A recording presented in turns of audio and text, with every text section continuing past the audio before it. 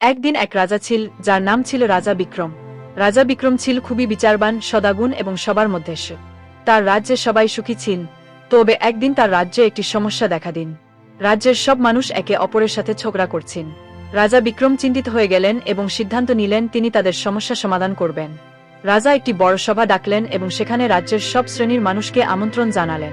সভায় রাজা বললেন, আজ আমরা সবাই মিলে একটি সিংহাসনের উপকারিতা নিয়ে আলোচনা করব। যেই ব্যক্তি সিংহাসনের অধিকারী হতে পারবেন তিনি রাজ্যের বিচার ব্যবস্থা দেখবেন। সভায় প্রথমে একজন বুড়ো ব্যক্তি দাঁড়িয়ে বললেন, রাজা, সিংহাসন কখনোই শক্তির সাথে সম্পর্কিত নয়। সিংহাসন তার কাছেই যায় যে সত্যের পক্ষে দাঁড়িয়ে থাকে। এবং পরবর্তীতে একজন তরুণ ব্যক্তি বললেন, সিংহাসন কেবলমাত্র ক্ষমতা বা শক্তির প্রদর্শন না, বরং এটি দায়িত্ব এবং দয়ালুতার চিহ্ন।